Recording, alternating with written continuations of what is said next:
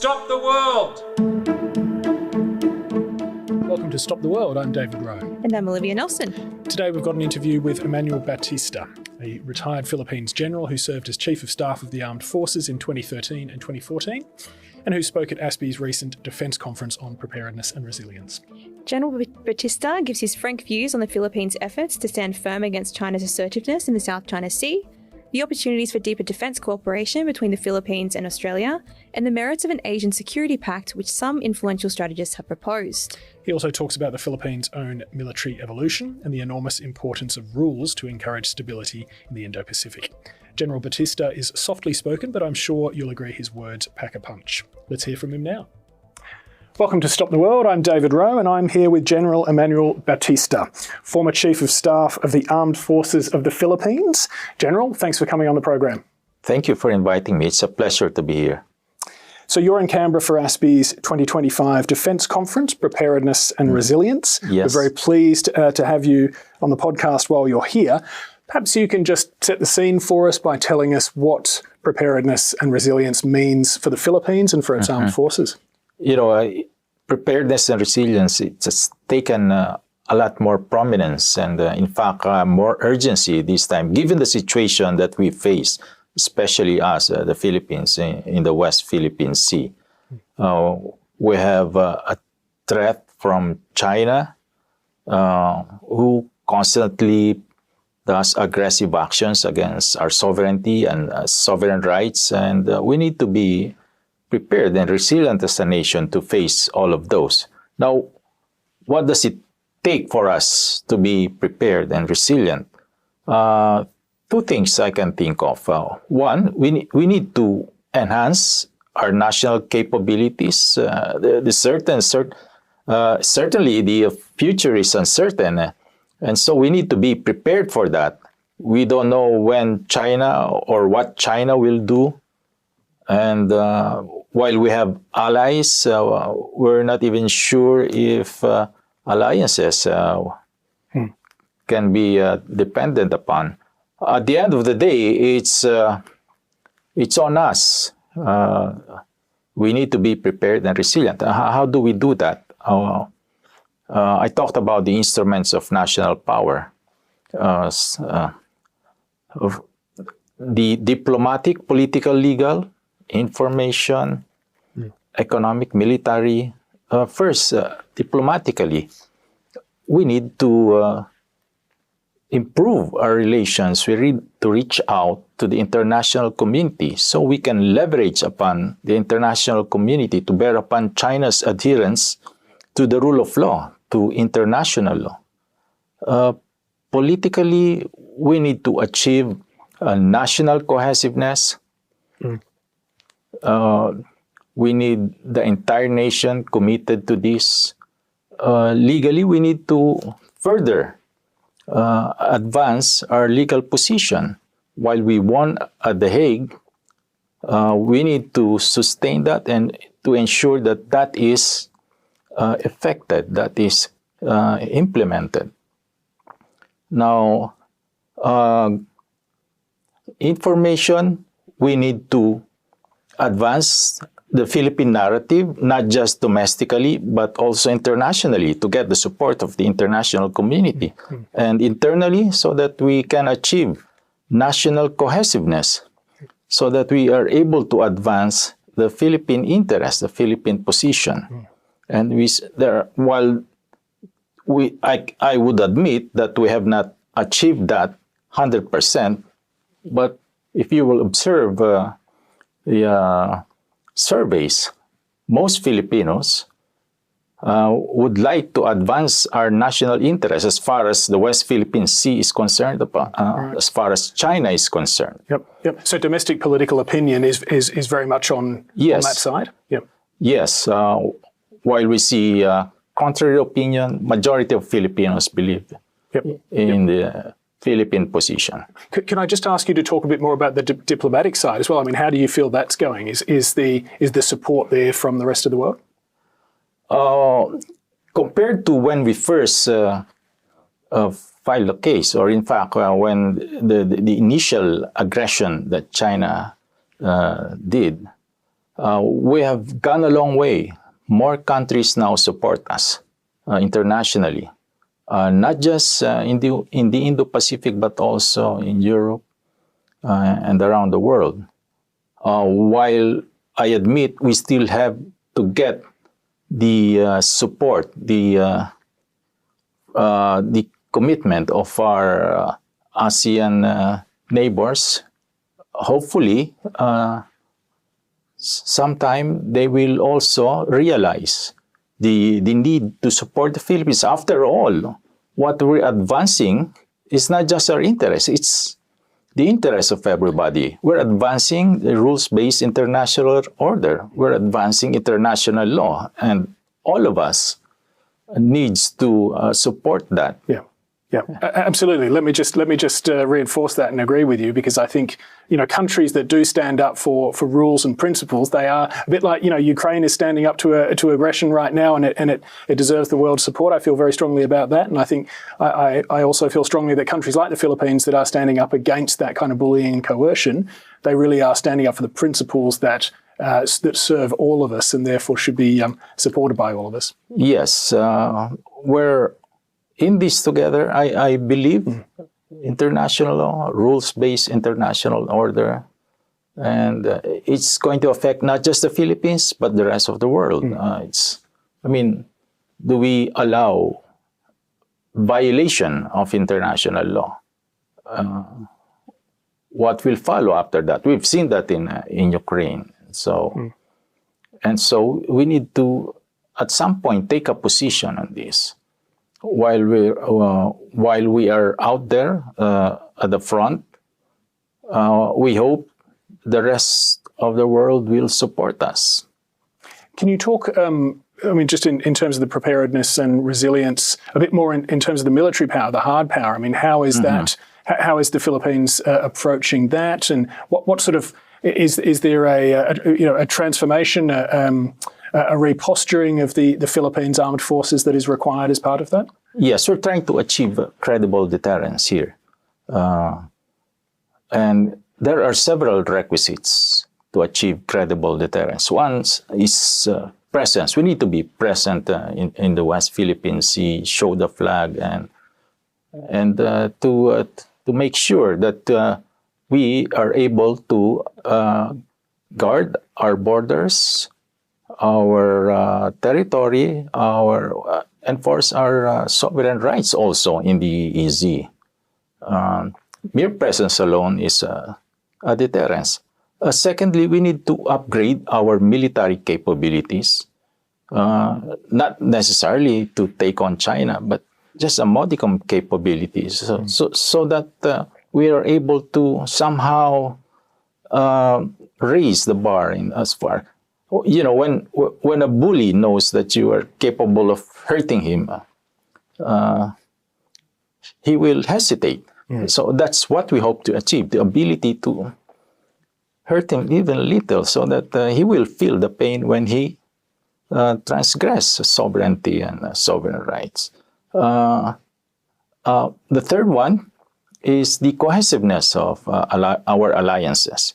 The alliance is credible only if it is cohesive, and we want to achieve the cohesiveness of our alliance. Now we have one treaty ally, the United States. We hope to expand that further. We hope to deepen more our alliance. And finally is decisiveness, the will to fight, to push back. A bully will somehow hesitate if he knows you're going to fight back and you have the ability to at least hurt him. So that's what we're trying to achieve. A modicum of deterrence, credible deterrence, so at least we can dissuade. And how do you project that? How do you signal that decisiveness? It's your willingness to take on, to assert your rights, your sovereign rights, and your sovereignty. In the past, we see some of our leaders saying that, no, there's no way we can defeat China, so might as well be friends with China. I don't believe in that. I believe that we need to stand up for our rights and show that we are willing to assert our rights. And that's through consistency of action, actually demonstrating it through action day in, day out. Yes. Talk a bit more about that partnership aspect. I mean, as you mentioned, you have one treaty ally in the United States, and that's a key partnership, as it is for Australia as well, and other countries. I mean, there's a lot of commentary about the United States right now. There's a lot of sense of uncertainty and the mixed signals that other countries feel they're getting from the United States. How are you feeling? How is the Philippines feeling about the US relationship right now? You know, I view it long term. We've been allies for a long time. If you analyze the history of Philippine-US alliance, it has its ups and downs, oscillation of the alliance. But always it goes back to the default, which is the strength of the alliance. Our lowest point was, in fact, when we terminated the military bases agreement. And we're nowhere like that. We see the strength of the alliance, even with the new U.S. administration. So far, the support to the Philippines and the commitment, as stated by no less than the Secretary of Defense and the Secretary of State, the ironclad commitment to the alliance. And as you have observed, the military assistance, there was no pause in military assistance to the Philippines. We have recently concluded, in fact, a Balikatan exercise, continue to demonstrate the cohesiveness of the alliance. In fact, new weapon systems were introduced during that exercise to demonstrate the cohesiveness of the alliance and the willingness to help each other. So far, I think the alliance remains to be cohesive.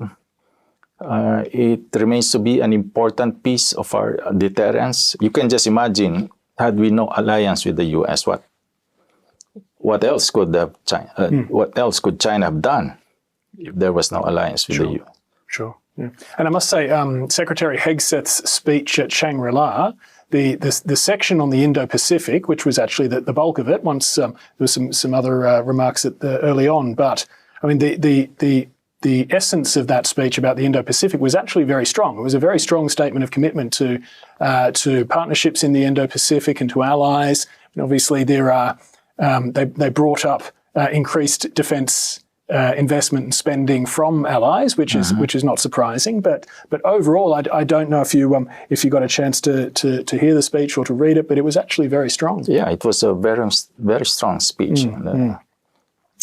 All right, let's talk. Well, actually, before we get on to Australia, I am just interested in your view of a broader network of Asian partnerships or even security treaty allies. Eli Ratner, former senior defense official in the Biden administration, wrote a piece about a week ago in Foreign Affairs magazine calling for an Asian security pact. He mentioned the current Squad countries, the Australia, Japan, the Philippines, United States, as the obvious starting point for that broader pact, with potentially other countries joining down the track. What did you make of that, and how do you think it will be received in the Philippines? Personally, I agree with that multilateral alliance. Now we have bilateral alliances. Countries you mentioned, we all have bilateral alliances with the U.S. The Squad you mentioned, we're training together. We're talking to each other, and probably later on, then that can graduate into a firmer multilateral arrangement. And I guess other countries are welcome as well to join that. After all, we're common in the belief that a rules-based international order needs to be defended, and that is a reason enough for us to get together and defend international law, the rules-based international order, which is now being threatened. And the presence of that threat alone perhaps is motivation for us to get together and have a more firmer commitment to defending against that. Yeah, I imagine that those firmer relationships, multilateral relationships, will come together over time with increasing cooperation between different countries. Do you feel as if that increasing cooperation is progressing at a satisfactory pace at the moment? I believe so. In fact, if you observe the last Balikatan exercise, we saw the presence of all these countries that you mentioned. We hope we get more comfortable with each other. We are able to have we have mutual interest to begin with. We have common concerns, and in fact shared values, and so that all of that binds us together. Yep. So, and we hope as we are able to get together more often, we are able to realize the need to come up with a more firmer commitment to each other. What about bilaterally between the Philippines and Australia now? How do you assess the strength of the relationship at the moment? Are there things you'd like to see more of? And what do you think that the two countries can do more of together in the near term?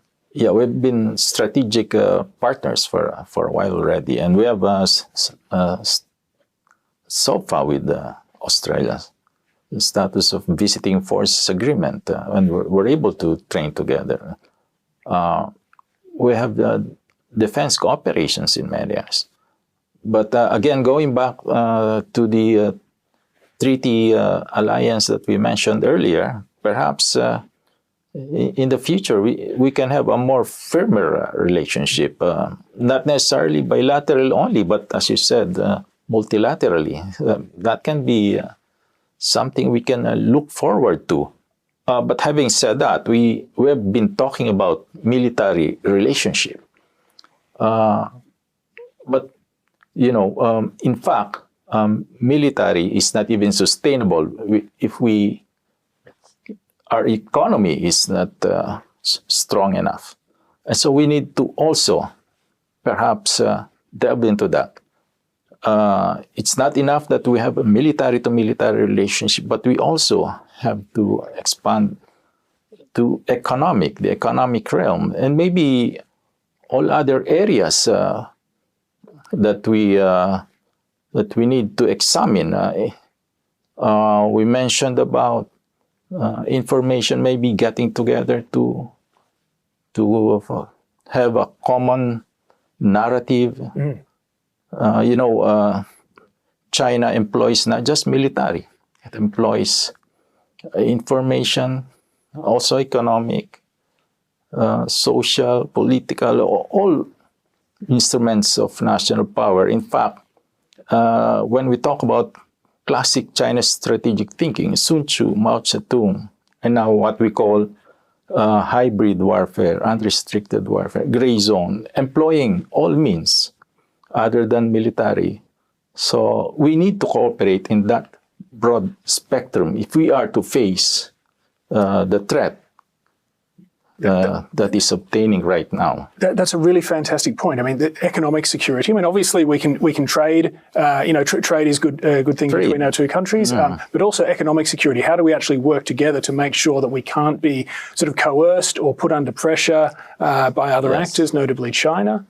Very important point. I suppose I'd welcome any thoughts you have on how we might develop those sorts of ideas. But in the information space as well, what sort of impact do you see in the Philippines at the moment from those Chinese narratives? I mean, do you see them sort of interfering in Philippines politics on a regular basis? To talk us through that. Yes, you will observe China's influence operation on a daily basis. Not just information, but also trying to influence our people, different sectors of society to advance the Chinese narrative, Chinese interest. And some of us don't realize that, but we need to fight back. I've been saying that even as we speak, China's waging war against us, in the information realm at least, in the battle of narratives, in keeping with classic Chinese strategic thinking of employing all means. But are we fighting back enough as allies? Are we coordinating as allies to address all of those influence operations, the disinformation going on, cyber? We're so focused on military. That's what I've been saying. But we need to also examine all of this. And I guess that's the way forward for us, as you are asking what else we can do. So perhaps not just military cooperation, more cooperation in those areas. As you mentioned, a lot of things we can do economically. Yeah, not to mention defense industries. Yes, yeah, yeah. What's the common narrative that you see that we should be promoting, Australia and the Philippines? Common narrative as far as... the narrative, the information narrative, I suppose. Yes, I mean, yes. it's about promoting a rules-based order. Rules-based order, international law. You know, adherence to UNCLOS, adherence to the arbitration decision, which China is in fact ignoring. Claiming, for instance, the entire South China Sea on historical basis, on different basis. But we have to assert the narrative of international law, of UNCLOS, of the arbitral award, and that each country has the right to assert its own sovereignty and sovereign rights without being bullied. I mean, getting your way through force, that's not an acceptable norm in international relations. And we need to stand up collectively, as in fact, not just as allies, as a community of nations. Sure. I mean, since you touched on defence industry as well, I'm just interested if you have any particular views on that. I'm aware that the Philippines has been putting a lot of effort into its, I suppose, into developing its economy at the sort of technology end. I mean, building data centres, AI preparedness, these sorts of things. Yes.